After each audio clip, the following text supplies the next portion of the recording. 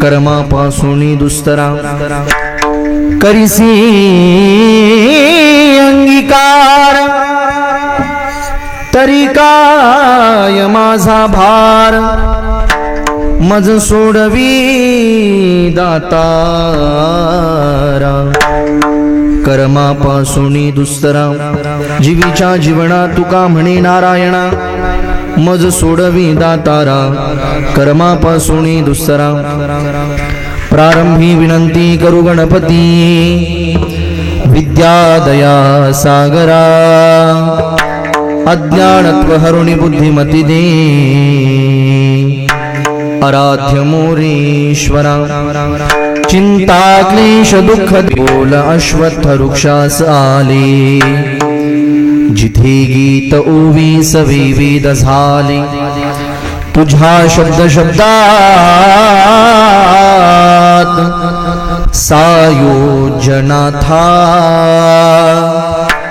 तुझ्या पायरीसी सदा नम्र माथा तुझ्या मंदिरी अर्थ जीवास तृप्ती तुझ्या दर्शनी लोक स्वानंद घेती श्रुती धन्य झाल्या श्रुती धन्य झाल्या श्रुती धन्य झाल्या तुझे गीत गाता तुझ्या पायरीसी तुझ्या पायरीसी सदा नम्र माथा उपस्थित केलेला अभंग गायलेला अभंग महान वैराग्यवंत संत साहित्य सोन्याच्या खाणीमधून शब्दरत्नांची निर्मिती करणाऱ्या महाराष्ट्र सारस्वताच्या मंडलावरती आपल्या तत्वज्ञानाचा ध्वज कलश ज्या महापुरुषाने चढवला विवेक वृत्ती वैराग्य संपन्न जीवन आणि भक्तीचा परमोच्च बिंदू असे असणारे देहनिवासी जगद्गुरु श्री तुकोबराय. कोण तुकोबराय? ज्यानं दुपारी काठीनं मारलं त्याला संध्याकाळी हाताला धरून आणून कीर्तनात उभं केलं आणि टाळ दिला ते तुकोबराय. कोण तुकोबराय? आपल्या एकुलत्या एक लेकीच्या हट्टापोटी रिपीट कमी करा फक्त शार्प नाही द्या. आपल्या एकुलत्या एक लेकीच्या हट्टापोटी दगडाच्या नंदीतून ज्या महापुरुषांनी दूध काढलं ते तुकोबराय. कोण तुकोबराय? एक नाही दोन नाही तीन नाही तब्बल 13 दिवस दगडासह गाथा ज्या महापुरुषाने पाण्यावर तारत ठेवला अशा महान आणि अधिकार संपन्न संतांचा चार चरणाचा भगवान परमात्म्याशी संवाद साधणारा आणि भगवान परमात्म्याकडे माझी कर्माची वाट जी दुस्तर आहे त्या कर्मातून मला मोकळीकता कर या भावनेचा विचार देणारा श्री तुकोबरायांचा चार चरणाचा अभंग सेवेकरता निवडला. विडल विडल ज्यांना या ठिकाणी आजच ज्यांना ताल महर्षी या पदवीचं त्या ठिकाणी निमंत्रण देण्याकरिता जो पुरस्कार त्यांना मिळणारे ताल महर्षी म्हणजे ते ताल महर्षी आहेतच. महाराष्ट्रामध्ये ज्यांची फार मोठी ख्याती आहे आपल्या परिसराचं आपल्या गावाचं फार मोठं वैभव असेल की आपल्या गावातला एक व्यक्ती हा महाराष्ट्रामध्ये झळकतो. ताल महर्षी असणारे आमचे आदरणीय माझ्यावरती नितांत प्रेम करणारे व्यक्तिमत्व आमचे हरिभक्तीपरायण आदरणीय नरहरीजी महाराज निचळ तात्यांच्या चरणारविंदी या ठिकाणी व्यासपीठावर वंदन करतो. त्यांच्या उपस्थितीमध्ये त्यांच्या मार्गदर्शनाने संपन्न होणारा हा अखंड हरिनामनिशी आहे. अर्थात देवाचा रिपीट आवाज कमी करा शार्प नाही फक्त इथे देवाचा आणि तुकोबरायांचा संवाद या अभंगात आम्हाला पाहायचा आहे. तुकोबरायांची भूमिका या समाजाकरता आहे. खरं म्हणजे संतांनी तीच मागणी देवाकडे केली जी समाजाला आवडेल किंवा समाज त्या पद्धतीने जीवन जगेल. मानवी जीवन तुम्हाला आणि मला परमात्म्याने बहाल केलंय. मानवी जीवन मिळाल्यानंतर संतांची जी भूमिका आहे ती फक्त आणि फक्त तुमच्या आणि माझ्या करता आहे. संत जेही जगलेत ते फक्त तुमच्या आणि माझ्या करता आहे. संतांनी जोही उपदेश केला तो तुमच्या आणि माझ्या करता आहे. संतांनी जीही समाजामध्ये वागताना कृती केली ती सगळी कृती तुमच्या आणि माझ्या करता आहे. मग कृती मागणीची असू द्या कृती उपदेश करण्याची असू द्या नाहीतर कृती समाजामध्ये बोलण्याची त्या ठिकाणी समाजामध्ये वागण्याची असू द्या प्रत्येक कृतीतून आम्ही संतांच्या काहीतरी बोध घेण्याचा त्या ठिकाणी महत्त्वाचा विचार आहे. खरं म्हणजे संतांनी तुमच्या आणि माझ्याकरता कृत्या केल्यात. संत तुमच्या आणि माझ्याकरता जगलेत पण त्या उपदेशातून त्या ठिकाणी भूमिकेतून आम्ही आमच्या जीवनामध्ये काय उपदेश घेतला ही भूमिका सुद्धा तितकीच महत्त्वाची आहे. अवलगावकरांना विनंती करतो थोडंसं माझ्याकडे लक्ष द्या. माझ्याकडे लक्ष दिलं नाही तर उद्या परत तुम्ही आमच्या तात्यांना गणेश दादाला म्हणाल रात्रीचे महाराज तुम्ही बोलावले त्यांचं कीर्तन आम्हाला कळालं हा नाही कीर्तन कळत नाही असं होत नाही. लक्ष माझ्याकडे असेल तर पुरेपूर कळून द्यायचा मी प्रयत्न करेल.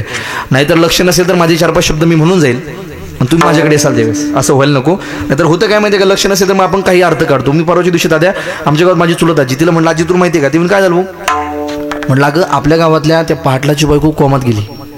ती मला कसं म्हणते, भाऊ त्यांचं काय पाहायचं, ते लय श्रीमंत लोक आहे, ती कुठं जाते कुठं जाते म्हणजे मी तिला सांगतोय काय, ती ऐकते काय, का मग कमाल आहे.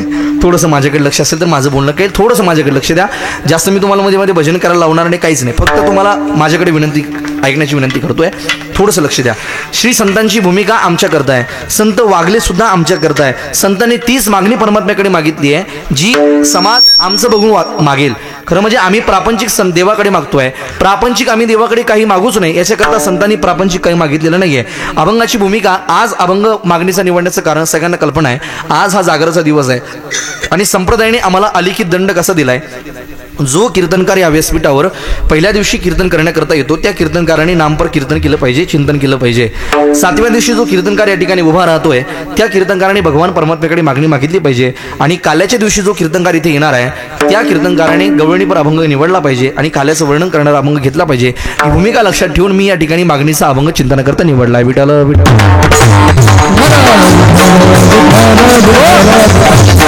आमच्याच करता कृत्या केल्यात, आमच्याच करता संतांनी मागण्या मागितल्या आहेत. आम्ही जर प्रापंचिक मागणी मागायची असेल तर आम्ही संतांच्या कृतीकडे पाहण्याची गरज आहे. आम्हाला संतांच्या जीवनाकडे पाहण्याची गरज आहे. जे संत तुमच्या आणि माझ्या करता जगलेत, त्या संतांनी कधीच स्वतः करता प्रापंचिक जीवनामधल्या मागण्या मागितल्या, माझं बोलणं कळतंय ना, मागितल्या नाहीत. मग आम्ही प्रापंचिक मागणी मागतो त्यावेळेस संतांना दुःख होईल की आनंद होईल? दुःखच होणार आहे. अहो संत तुमच्या आणि माझ्या करता जगलेत, तुमच्या आणि माझ्या करता कृत्या केल्यात, तुमच्या आणि माझ्या करता उपदेश केलाय, पण आम्ही त्या उपदेशातून, त्या कृतीतून, त्या भूमिकेतून आम्ही काय बोध घेतला, ही भूमिका महत्वाची आहे. मला कल्पना सांगायची, एखाद्या व्यक्तीला, समोरच्या व्यक्तीला आम्ही एखादं काम सांगितलं, माझ्याकडे लक्ष द्या, ते काम समोरच्याला आम्ही सांगितल्यानंतर समोरच्यानं तेच काम केलं तर आम्हाला काय होतो? आनंद होतो, बरोबर आहे. आम्ही एखादं काम सांगितलं समोरच्याला, समोरच्यानं तेच काम केलं तर आम्हाला काय होतो? आनंद होतो. आणि आम्ही समोरच्याला एखादं काम सांगितल्यानंतर समोरच्यानं ते काम न करता दुसरंच काम केलं, आम्हाला आनंद होतो की दुःख होतं? दुःख होतं ना, बरोबर आहे ना. मला वाटतं संतांनी तुमच्या आणि माझ्या करता या कृत्या केल्यात, त्या मागण्या सुद्धा तुमच्या आणि माझ्या करता मागितल्यात, उपदेश सुद्धा तुमच्या आणि माझ्या करता केलाय. मग आम्ही त्या उपदेशातून, त्या कृतीतून, त्या मागणीतून काही शिकलोय का?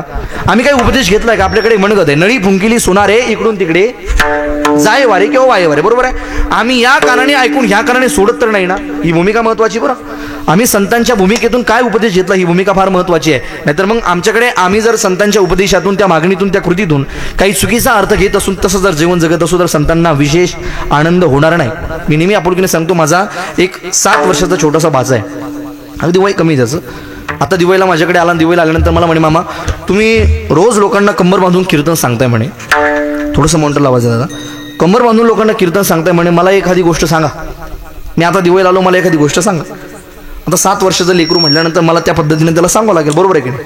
त्याच्या गळी जी उतरेल ती बोलू लागेल की नाही. आता मी जर 7 वर्षाच्या लेकराला सांगायला लागलो, बाळा ब्रह्मसत्य जगत मिथ्या, जीव ब्रह्मैव नापरा, या जगात ब्रह्मसत्य आहे, बाकी सगळं यावलगाव. माझं बोलणं कळतंय का? हे जर मी त्याला सांगायला लागलो तर त्याला कळेल की वळेल, म्हणजे उपजेल का त्याला, त्याच्या गळी उतरेल की त्याला कळणार नाही? काय होईल? अहो कळणार नाही त्याला.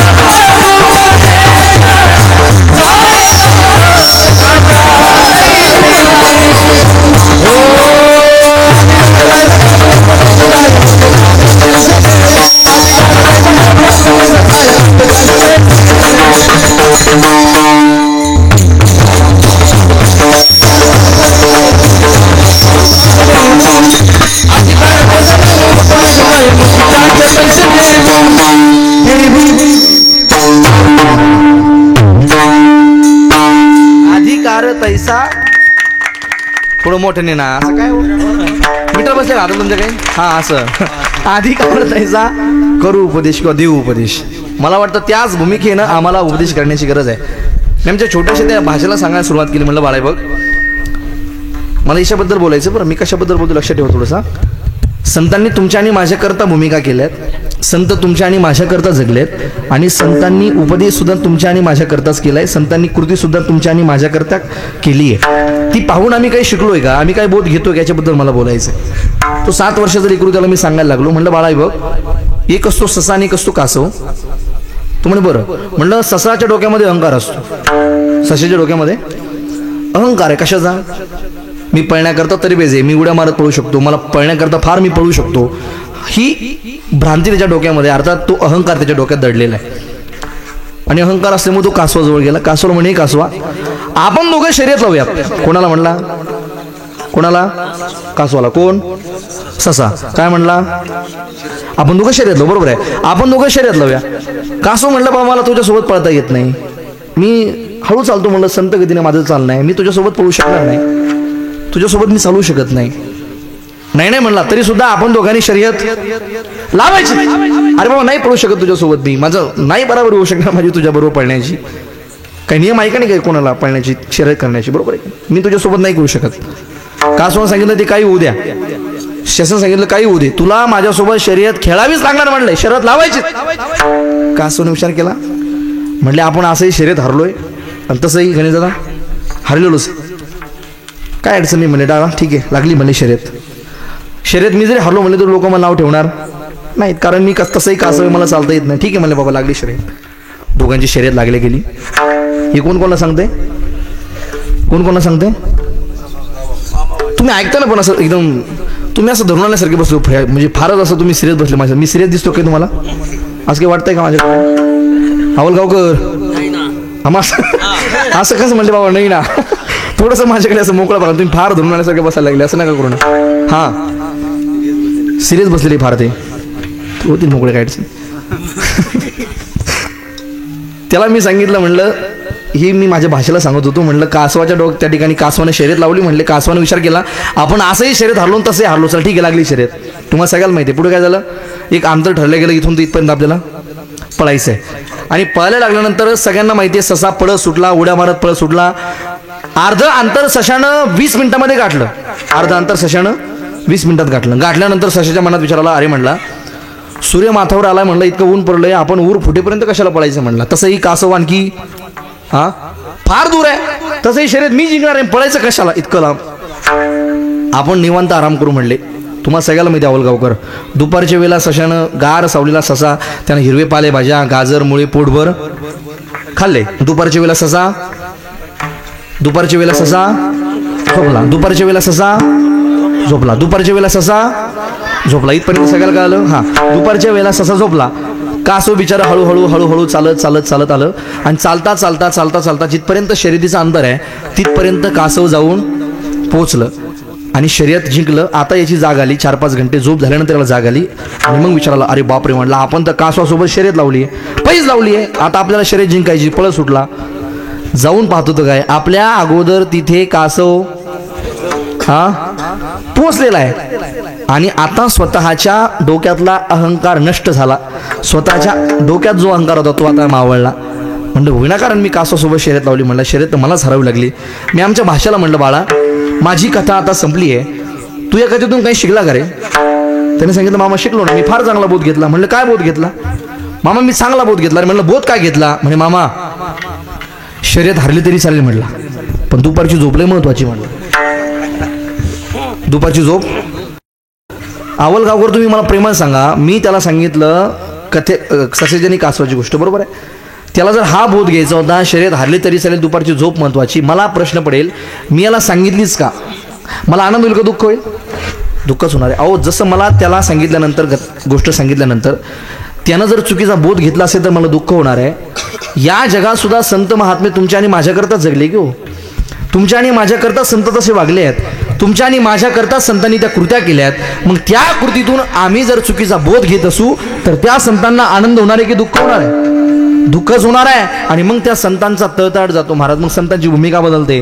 संतांनी ज्या कृत्या केल्या त्या मानवी जीवनाकरता केल्यात. संतांनी प्रापंचिक कधी मागितलं नाही. वास्तविक आम्ही जर थोडंसं परीक्षण केलं तुकोबरायांच्या जीवनाचं, तर तुकोबरायांच्या जीवनात आम्हाला असंही दृश्य पाहता येईल की तुकोबरायांच्या घरामध्ये एक वेळचं अन्न कधी शिजत नव्हतं. ज्यावेळेस परमात्मा घरी येतो त्यावेळेस सुद्धा परमात्म्याला खाण्याकरता काही नाहीये. पाहुणे घरासी आजी आली ऋषिकेशी, काय करू उपचार खूप मोडकी जर्जर. घरी खाण्याकरता काही नाही. ही परिस्थिती तुकोबरायांची आहे. आणि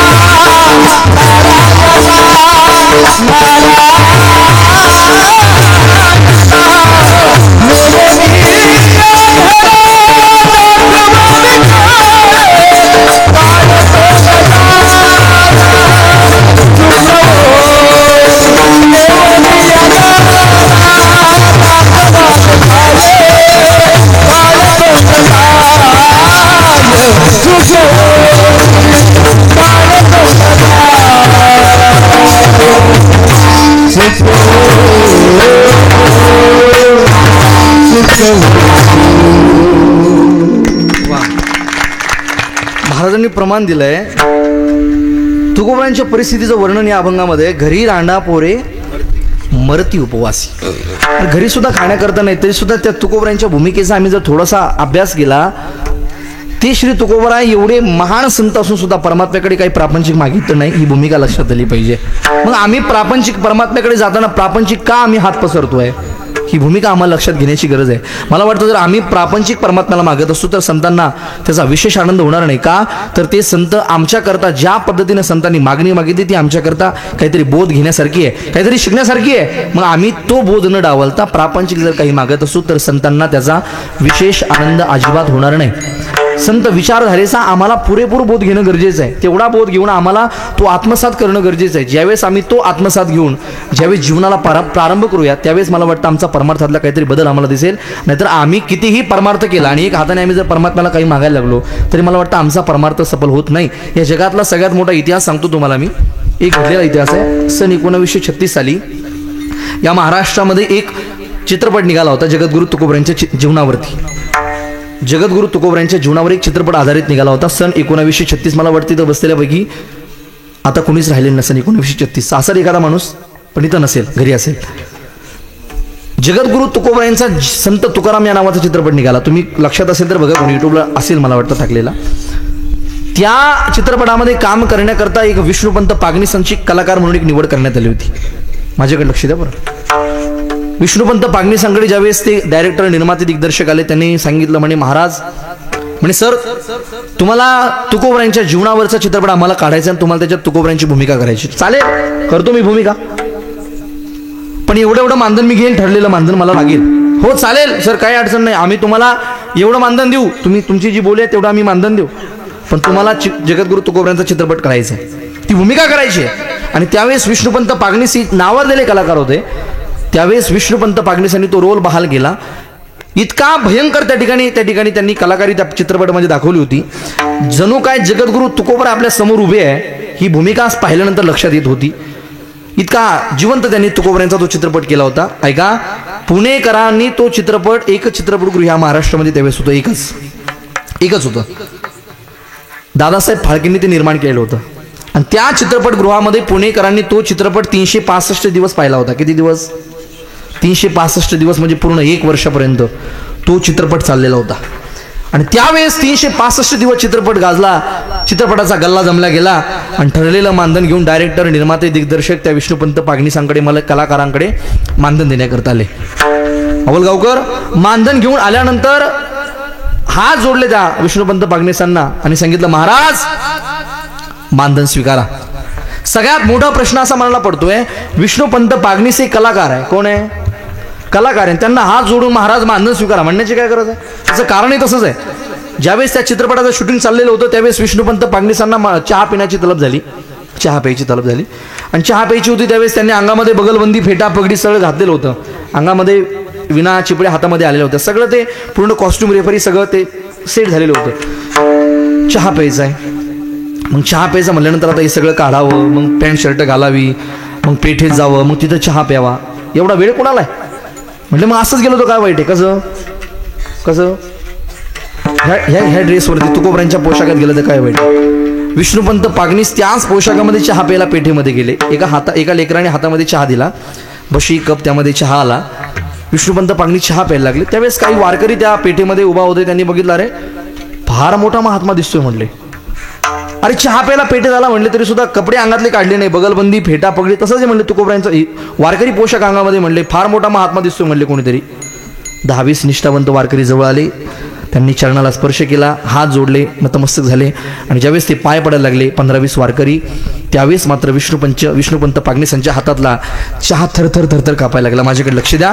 विष्णुपंत पागनीसांच्या हातातला चहा पोळला, त्या ठिकाणी हात थरथर कापायला लागला.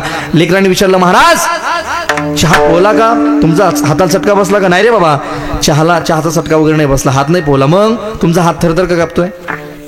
विष्णुपंत पागनीसांनी दिलेलं उत्तर आता लक्षात ठेवा. विष्णुपंत पागनीसांनी सांगितलं, बाबा रे, आतापर्यंत फिल्म इंडस्ट्रीमध्ये काम करताना 42 वर्ष गेली म्हणले. किती? 42 वर्ष गेली म्हणले. या 42 वर्षामध्ये आजपर्यंत एकही माणूस माझ्या कधी पाय येऊन पडला नाही. आज फक्त जगद्गुरु तुकोबऱ्यांचा पोशाख मी अंगात परिधान केला म्हणले तर एवढी निष्ठावंत वारकरी माझ्या पाय येऊन पडतात. विचार असा करतोय, जर श्री तुकोबऱ्यांच्या पोशाखात एवढी ताकद असेल तर त्या तुकोबऱ्यांच्या विचारात केवढी ताकद असेल. हा विचार माझ्या मनात आला, म्हणले आणि माझा हात थरथर कापायला लागतो. हा विष्णुपंत पागनीस आजपासून संकल्प करतोय, जोपर्यंत आयुष्य दिले परमात्म्यानं तोपर्यंत हा जगद्गुरु तुकोबऱ्यांचा पोशाख मी मरेपर्यंत उतरवणार नाही, असा संकल्प विष्णुपंत पागनीस यांनी त्या दिवशी पेठेत केला होता. आणि ज्या दिवशी डायरेक्ट निर्माते त्यांना मानधन घेऊन आले होते, लक्ष द्या माझ्याकडे आता, त्या दिवशी तो पोशाख अंगामध्ये तसाच होता. विष्णुपंत पागनीसांना हात जोडले, महाराज मानधन स्वीकारा. विष्णुपंत पागनीसांचे उत्तर आहे, तुमचं मला मानधन नको आहे, तुमचं मानधन घेऊन जा. डायरेक्टरला वाटलं, त्या निर्मात्याला वाटलं कदाचित चित्रपट 365 दिवस पुणेकरांनी पाहिला, चित्रपट प्रचंड गाजला, म्हणले कदाचित त्यांचं काही अपेक्षा वाढली काय बाबा. होतं ना असं अवलगावकर? असं होतं कधी कधी अपेक्षा वाढली का म्हणजे काही? महाराज अहो तुमचं ठरलेलं मानधन नाही, त्याच्यापेक्षा डबल मानधन घेऊन आलोय. विष्णुपंतांनी हात जोडले, अरे बाबा ठरलेलं मानधन नाही, डबल नाही, मला चित्रपटाचा अख्खा गल्ला जरी मला दिला तरी मला नकोय. कारण मी गेली 1 वर्षापासून जगद्गुरु तुकोबऱ्यांच्या विचारसरणीचा अभ्यास करतोय, त्या विचारसरणीने जगण्याचा मी प्रयत्न करतोय, त्यांच्या कृत्या मी माझ्या जीवनात उतरवण्याचा प्रयत्न करतोय. आणि त्यांच्या कृतीतून मला हे दिसतंय, जे छत्रपती शिवराय तुकोबऱ्यांना त्या ठिकाणी हिऱ्या माणिक मोतीचा नजराणा आणतात, ते तुकोबराय त्यांना म्हणतात, आम्ही तेने सुखी म्हणा विठ्ठल विठ्ठल मुखी, तुमचे ये रवित्त धन ते मज मृत्तिके समान कंठी मिरवा तुळशी व्रत करा एकादशी. जे तुकोबराय असं म्हणू शकतात, त्या तुकोबऱ्यांच्या अभ्यास 1 वर्षापासून मी करतो, विचारसरणीचा त्यांच्या साथ जगण्याचा मी प्रयत्न करतोय. ते तुकोबराय एवढं मोठं मानधन त्या ठिकाणी नाकारू शकतात, तर हा विष्णुपंत पागनीस सुद्धा एवढं मानधन नाकारू शकतो. मला तुमचं मानधन नकोय. हा जोडले. विष्णुपंत पागनीसांनी मानधन स्वीकारलं नाही. अवलगावकर, चित्रपट सुरू होण्याच्या अगोदर जे विष्णुपंत पागनीस मानधन ठरवून घेतात, ते आज म्हणतात की मला तुमचं मानधन नको आहे. बदल बघा, बदल सांगायचा आहे मला. विचारसरणीचा, श्री तुकोबरायांच्या विचारसरणीचा, आमच्या संतांच्या कृतीचा अभ्यास केल्यानंतर त्या कृती जीवनात आत्मसात करून तसं वागण्याचा प्रयत्न आहे. विष्णुपंत पागनीसांनी मानधन नाकारलं, नाही घेतलं. अनेक वर्ष उलटून गेली. 10-20 वर्षानंतर विष्णुपंत पागनीसांचं वय झालं, बरंचसं वय झालं, हातपाय थकले गेले, जीर्ण झाले, रात्र गलीन झाले, त्या ठिकाणी मलिन झाले. आता मात्र एक दिवस अशी अवस्था आली की आता एका खाटावरती पडावं लागलं आणि त्यांचे काही कलाकार, सहकलाकार मित्र त्यांना भेटण्याकरता आले. ऐका, भेटण्याकरता आल्यानंतर त्यांनी अवस्था पाहिली. सांगितलं, महाराज फार थकलाय आपण, आपली अवस्था बघवलं जात नाहीये, फार थकलाय, असं वाटतंय तुम्ही कोणत्याही क्षणाला आता आम्हाला सोडून जाऊ शकता. एक तुमची मनातली इच्छा सांगतो म्हणले, तुमच्या काही मनात इच्छा असेल तर आम्हाला सांगून द्या, ती आम्ही निश्चित पूर्ण करू. तुमची काही शेवटची इच्छा असेल तर आम्हाला सांगून द्या. ऐका, विष्णुपंत पागनीसांनी सांगितलं, तुम्ही विचारताय म्हणून मी सांगतोय म्हणले, माझी आता काही इच्छा राहिली नाही, फक्त एक इच्छा शेवटची पूर्ण करा. सांगा ना महाराज, काय तुमची इच्छा, आम्ही निश्चित पूर्ण करूयात. त्या विष्णुपंत पागनीसांची शेवटची वाक्य आहेत. त्यांनी सांगितलं, हा विष्णुपंत पागनीस 45 वर्ष चित्रपटगृहात त्या ठिकाणी सिनेमा इंडस्ट्रीमध्ये काम केलंय, फिल्म इंडस्ट्रीमध्ये काम केलंय. म्हणले शेवटची फक्त एक इच्छा आहे म्हणले, कधी सुद्धा मी आता मरू शकतोय, एकच इच्छा आहे म्हणले, मी मेल्यानंतर माझ्या अंत्यसंस्काराकरता नाही 400 लोक जमली तरी चालेल म्हणले, पण 4 निष्ठावंत टाळकरी बोलवा आणि पकवाज आणि टाळाच्या गजरात. हे वाक्य विष्णुपंत पागनीसांचं आहे. ऐका, आजही तुमच्या आणि माझ्या घरामध्ये जे संत तुकोबरांचे फोटो आम्ही लावलेत, ते फोटो तुकोबरांचे नाही दावलगावकर, ते फोटो आहेत विष्णुपंत पागनीसांचे. तुमच्या आणि माझ्या घरात आहेत, नवल नाही हो. आजही लंडनमध्ये जे संत तुकाराम म्युझियम आहे, त्या लंडनमध्ये संत तुकाराम म्युझियम मध्ये जी तुकोबरांच्या फोटोची आरती केल्या जाते, तिथे सुद्धा विष्णुपंत पागनीसांच्याच फोटोची आरती केल्या जाते. मला सांगायचं एवढं माझं तात्पर्य आहे, आमच्या सकल संतांच्या कृतीचा जर अभ्यास करून त्या पद्धतीने आम्ही जीवन जगत असू, तेवढे त्यागी आम्ही म्हणत असू, तेवढा त्याग आणि तेवढं आत्मचरित्र आम्ही वाचून जर तेवढा बदल आम्ही आमच्या जीवनात करत असू, तर ते संत ज्याप्रमाणे विष्णुपंत पागनीस तरले आम्हाला तारणार नाहीत का? हा सगळ्यात छोटा प्रश्न आहे. विठ्ठल विठ्ठल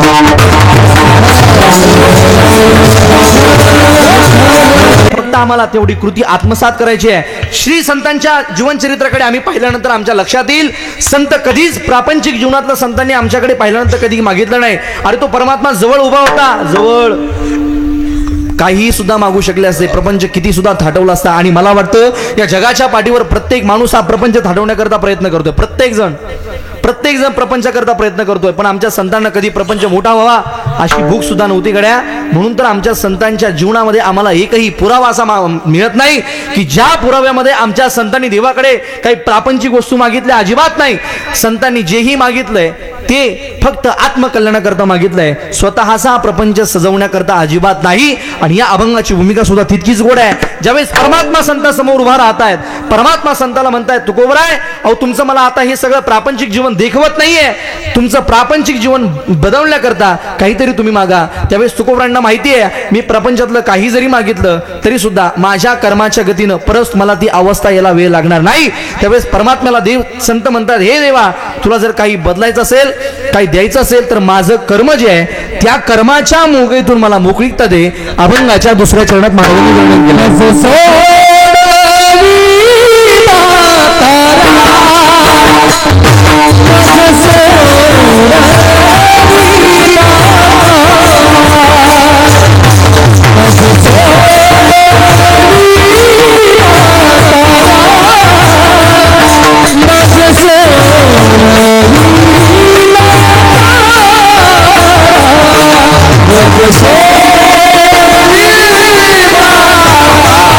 नाही गरज आहे. विठाला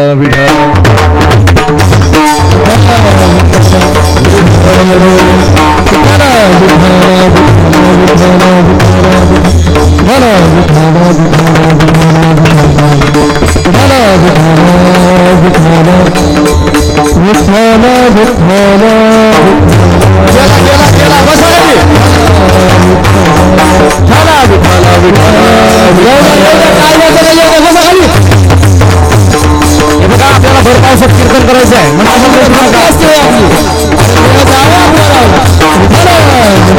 भगवान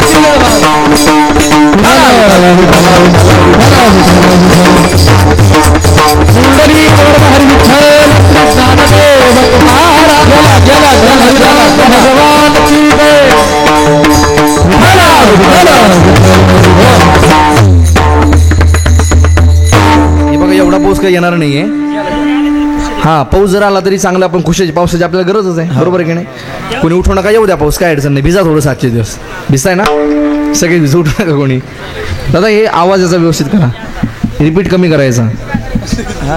रिपीट जरा आहे तुझा. मज सोडवी दातारा कर्मापासून दुस्तारा.